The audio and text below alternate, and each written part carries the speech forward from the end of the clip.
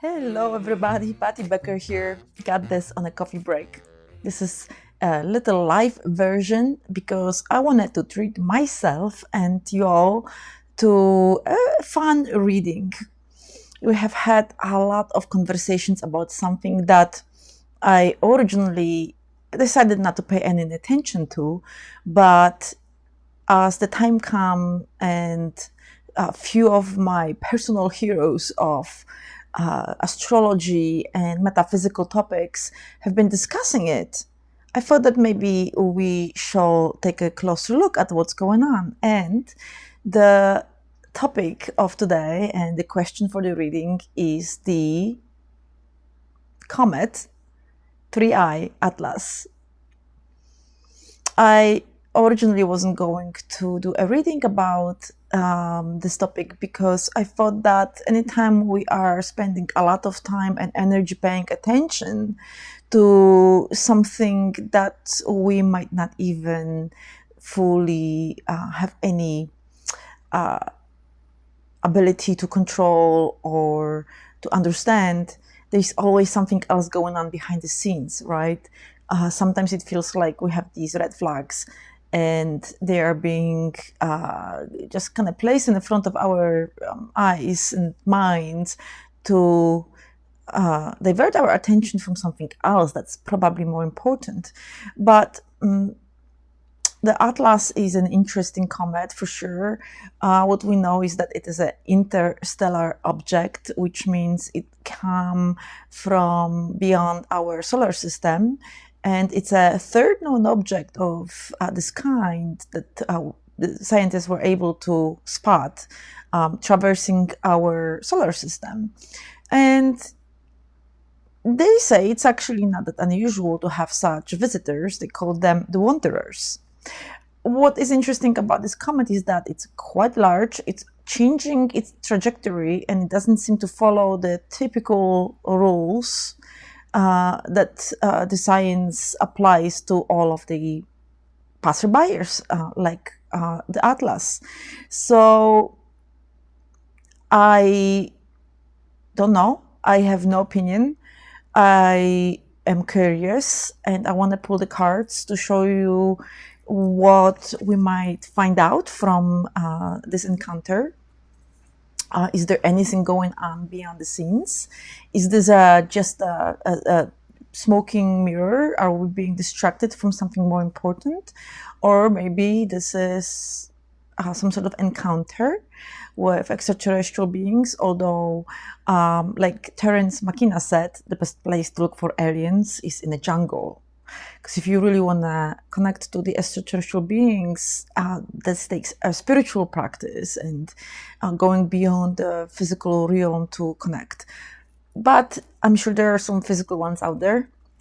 And so maybe that's it, maybe not. So the first thing I'm going to do, I'm going to introduce you to my cards, my Thoth Tarot deck. This is what we're going to use today for the reading. This is a super symbolic deck that I use for pretty much all of my important readings, and I think that it gives a pretty good idea about many different aspects of our reality. And let's see what happens. I'm gonna also smudge it a little.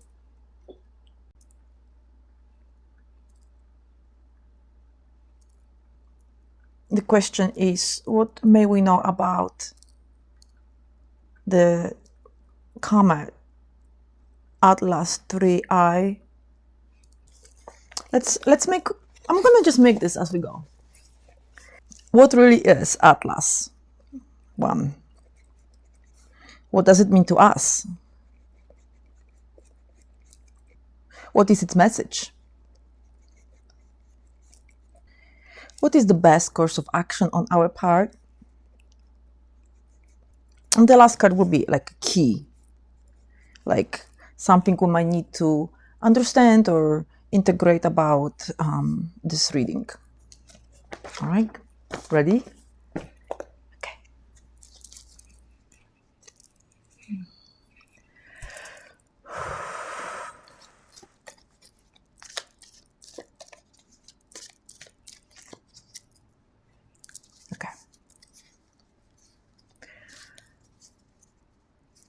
what the Atlas really is.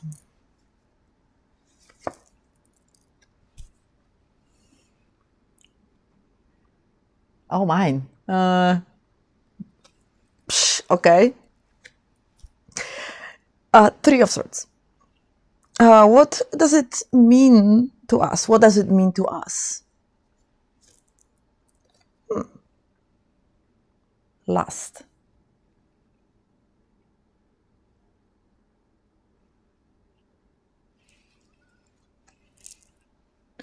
What is its message?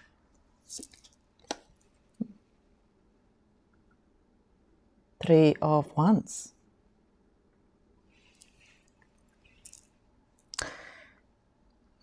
What is our best course of action? Okay.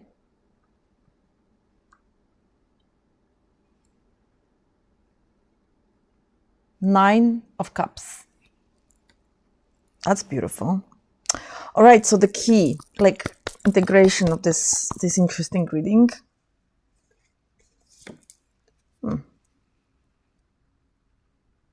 The King of Pentacles. Come on, King, show yourself.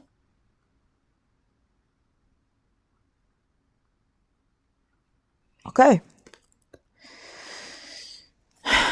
Okay. Guys, what it really is, Three of Swords. It probably is not what we think it is, and we might be disappointed when it comes by. It might be helping us resolve questions about our own meaning of life. Something that we are experiencing right now might be quite painful, and it might be requiring from us new solutions or new levels of integrating and understanding our life challenges. And so with the Three of Swords, we're always, having this moment of reconciliation with old wounds. And we need to go back and just let go of stories about trauma and victimhood. Sometimes we just repeat ourselves that we have had these things that happened to us, these events in our life that shaped our life, and we forgot that we have the power to change our reality. So this is a card of healing and wounding, and I don't know, maybe this also means that we're just not going to find out the whole truth about what Atlas really is. Maybe there's going to be misinformation or, like I said, smoking mirrors. It might be used to some extent to give us a feeling of, like there is something going on in the world that is going to change our reality. It's kind of like fooling us to believe that this comment may come true and save us all, where in reality we actually need to address our own issues on Earth by our own means. And that starts with healing your own wounds and becoming full by embracing your true nature, which is loving and joyful. So that's the Three of Swords. And what does it really mean to us? So that kind of goes back to what I just said. The last in the Thoth Tarot deck is placed on the 11th position in the whole scheme of the major arcana. Sometimes this is also a justice card in other decks, like Rider-Waite-Smith has the more traditional setup, and 11 is a justice card. So you can also you guys can also feel free to look at the justice card as a possible placement in this reading. So lust, also known as strength in other decks. Yes, that means to us that we need to find our own strength to reach for what we want. and it's reachable. It's in our grasp. So what do we want? I mean, in general, we're going to say, oh, we want peace, and we want everyone to get along, and we want, the world to be a better place where we are not poisoned and lied to and tricked and manipulated. Sure, that sounds great.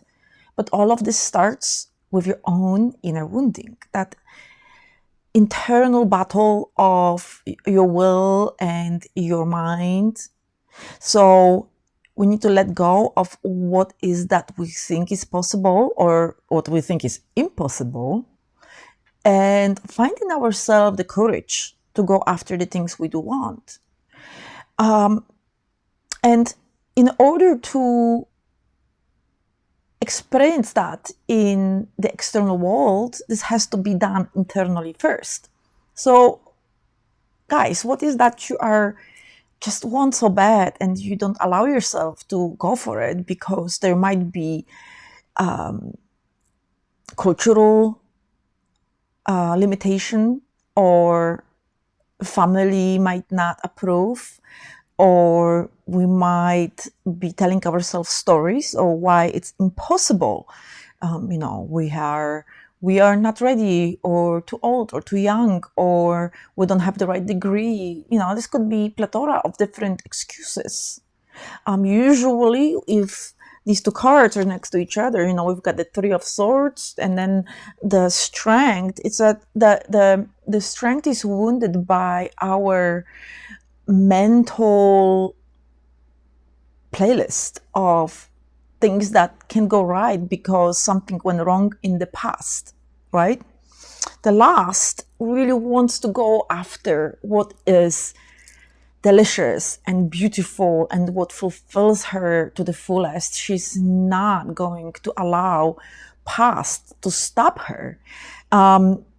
In the traditional deck, it's a beautiful interpretation of this archetype, because the lady on the picture is gently handling that lion. That lion is fully allowing her to do whatever she wants.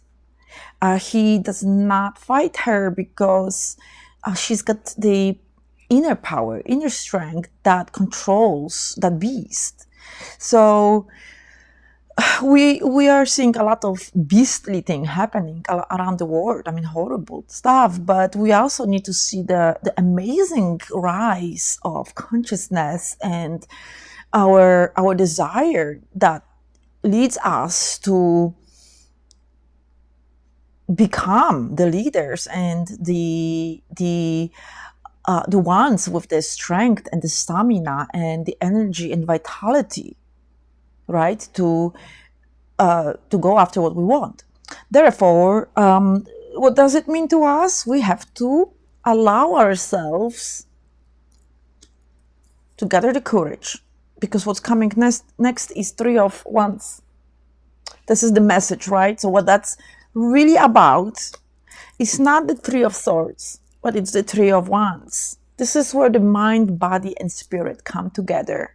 This is where we are empowered by our own actions of valor to take a next step and become the shining star of our communities, of our families. This is not for us to go out there and save the world or complain that we have no power to change anything, but actually take in our hands the power that is accessible and available to us, so we can create our own reality that is empowering, and then you can help others. You can act by example. And the Three of Wands is a sun in Aries, so that's a really beautiful new beginning. This is the a solar new cycle. Of course, we are in the Scorpio time, and it's late October, so we do not have that beginning the astrological beginning upon us yet, but this indicates that until springtime, until the new year, the new astrological year, we've got the time to organize ourselves, to become aware of our power and strength, to vitalize our bodies, to give ourselves the nutritions and nourishment that we require to be strong, to be the good leaders that we are meant to be. And then what is the best course of action on our part? So of course, acting from the heart.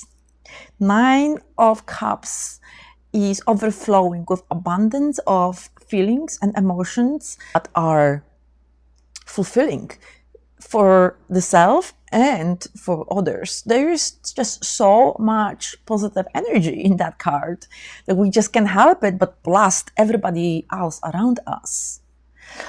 The 9 of Cups also indicates a time of fulfillment on a deeper level.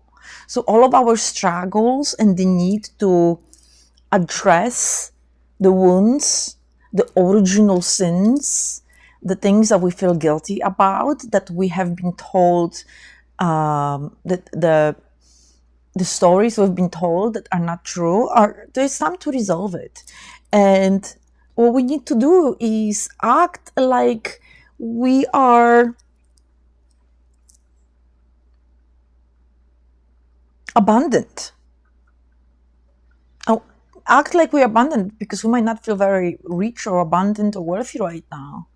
Or maybe everything seems to be slipping through our fingers and flying away into some unknown directions. Our joy one day is there and the other day is not. Our positive attitude fluctuates from great to terrible. So this is not about sugarcoating our reality and telling ourselves that we are living in a perfect world. It's about not multiplying the negative stories that feed the reality of negativity. This is choice of either getting up and going through your day with an attitude of gratitude. And this also requires spiritual practice. So the 9 of Cups says, why won't you meditate? Go to the woods. Say hello to your favorite tree. Become open to expressing your emotions. And that's okay to express the negative emotions right now too. We have to do that, right? With the 3 of Swords, we've got to release the excess of negativity that's built up within. But I assure you guys, it's not impossible to rather smoothly and quickly switch from the 3 of Swords to 3 of Wands.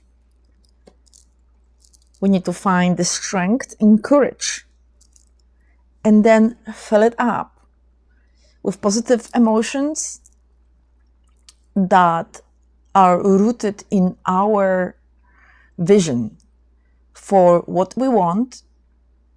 And with our action, we have to be actionable in this time.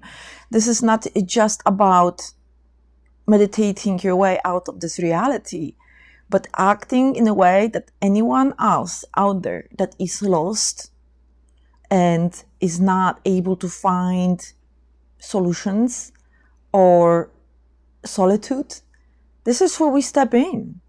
This is time of our communities to come together and do exactly what we know we need to do. Have a potluck, organize a fun party. Just we need to step out of the comfort zone of our suffering and sorrow.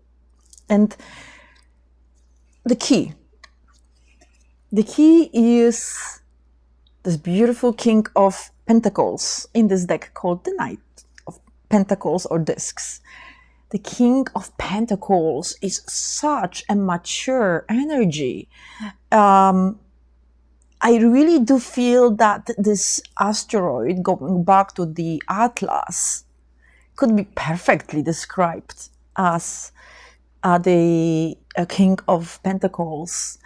Number one, he has a nice vehicle, so it's a pretty sturdy horse on the card. But in our version of reality, that king rides this amazing, weird asteroid slash spaceship that is pretty much like a grandfatherly energy. It's maybe checking on us. I mean, everything is alive in this universe. So whether it's a pebble or a comet, an asteroid, or a sun, it's all full of meaning and energy and archetypal messages for us. I also think that it is bringing us a message of getting prepared. So perhaps we are a little bit, we might be ahead of some time of upheavals that will require from us to gather our resources and kind of shield ourselves from the external influences. That is because the King of Discs is very home-oriented. He is tangible earth energy, right? So this is like home, physical property, money, our investments. Some sort of preparedness is required here. This is probably more on a spiritual level than physical. I don't want to freak anybody out. This spread is really beautiful, actually, but I think that as a key to this reading and integration of the information that came through, the King of Discs would like us to pay attention to our homes, our families, our land, things that are supporting our well-being here and now in a physical way. Living in the gratitude for the food we have and the morning coffee that we have the happy privilege to drink morningly. So this is all a part of our preparedness for reaching for our freedom, our potential, our ability to find solutions to problems that were previously unresolvable. And then we've got the Three of Swords that has to be transformed into the Three of Wands through our experience of inner strength and power. That has to be aligned with our heart purpose and in service to others. And then when we ground our experiences, when we allow to give our bodies the required time to sleep and to nourish ourselves. This came up before, but being this king being the earth element, the earth is so much about the physical realm. We cannot really use just the spirit, it's kind of fun because we have the air element and the fire element and the water element. And so, this is our mind. This is how we create with our thoughts. This is the spirit that gives us the energy and the vision to move forward. And of course, of the cups, we're expressing our emotions and levels of love, compassion, attachment to beauty, well, maybe not attachment, but the appreciation of beauty. But none of this can exist without the earth element. We have to tangibly become the vessels for the ideas and the feelings and the spiritual drive. So that's why we are being called to ground the things we want in tangible action, in becoming the answer to our own problems by creating our reality around us in the best possible way. So this is a cool reading. I like it. I we'll be looking forward to find out what else transpires. So final thought on this is that this is probably not a spaceship that is here to land, and little guy is gonna pop out and say hello. I don't think that the government would allow that anyway, since they already have contact. We know that. But this might be a beautiful opportunity for us to wake up to our potential. And I am going to tell you that we can absolutely, in meditation, connect with 3i Atlas. We can absolutely ask it for personal guidance. So I strongly suggest that each one of us does their own homework, because the message is going to be personal for each one of us, and you might find some really cool things. So if you do, and if something came true, please share with me. I would love to hear your opinions and your ideas about what it is. And if anything else comes up, I will follow up this video with another 3i Atlas or 4i Atlas video. We'll see what happens. And then until I see you guys next time, have a good time with your inner research and external experiences of this amazing reality. I will talk to you in the next video. Bye.